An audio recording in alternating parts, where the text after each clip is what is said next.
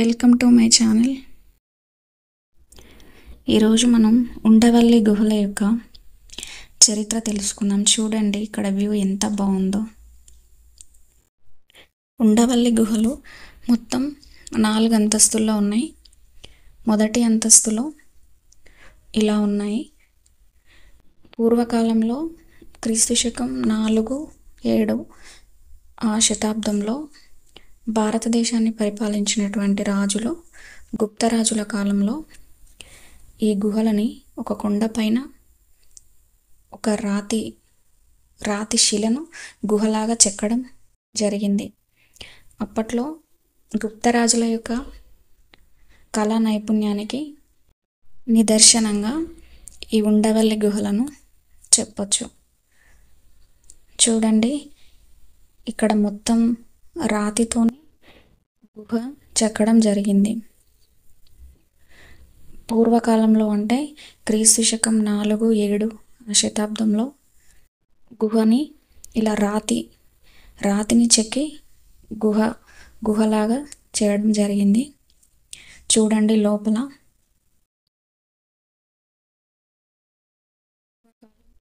రాతి కట్టడం ఇది మొత్తం.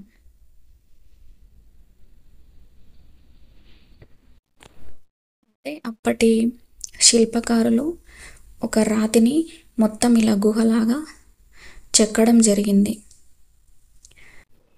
చూడండి ఇది మొత్తం కింది అంతస్తు. మొత్తం ఇది ఉండవల్లి గుహలు 4 అంతస్తుల్లో ఉంటాయి. ఇక్కడ చిత్రకారులు కొన్ని చిత్రాలను కూడా చెక్కారు.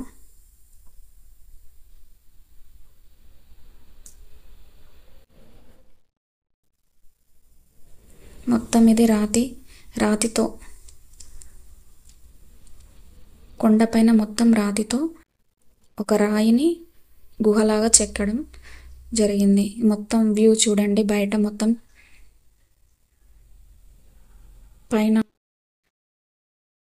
పైనుంచి చూస్తే వ్యూ మొత్తం ఇలా కనపడుతుంది. అప్పట్లో చూడండి 4-7 శతాబ్దాల మధ్యకాలంలో అంటే శిల్పకారులు మరియు చిత్రకారులు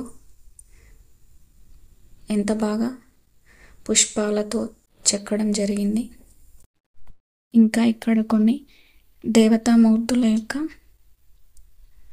విగ్రహాలు కూడా చిత్రాల రూపంలో చెక్కడం జరిగింది. చూడండి అప్పట్లో ఇలా చెక్కడం అనేది ఆ కాలంలో వారి కళా నైపుణ్యానికి గొప్ప నిదర్శనంగా చెప్పుకోవచ్చు. ఇక్కడ ఇంకా చాలా విగ్రహాలు ఉన్నాయి.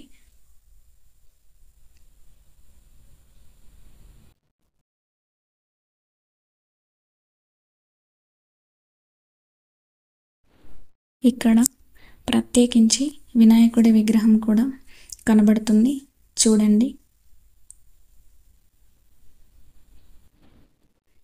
ఇలా గుహ లోపల అనేక రకాల విగ్రహాలు కనబడుతూ ఉంటాయి.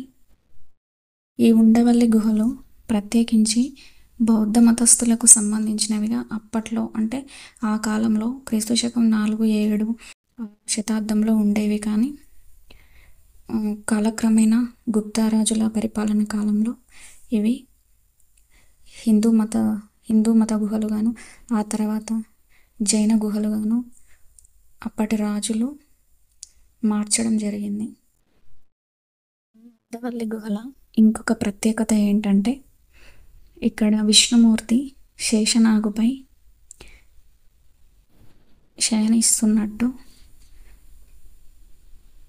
ఈ శిల్పం ఎంత బాగుందో చూడండి. ఈ ఉండవల్లి గుహల యొక్క ప్రత్యేకతకు ఈ విష్ణుమూర్తి యొక్క సాక్షాత్తు శేషనాగుపై శయనిస్తున్నట్టు ఉండడం ఈ గుహల యొక్క ప్రత్యేకత. చూడండి ఇక్కడ అనేక చిత్రాలు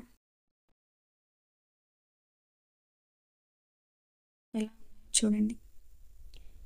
ఈ విష్ణుమూర్తి యొక్క విగ్రహం దాదాపుగా 24-25 అడుగుల పొడవు విష్ణుమూర్తి విగ్రహం ఇక్కడ ప్రత్యేక ఆకర్షణగా పర్యాటకులను ఆకర్షిస్తుంది.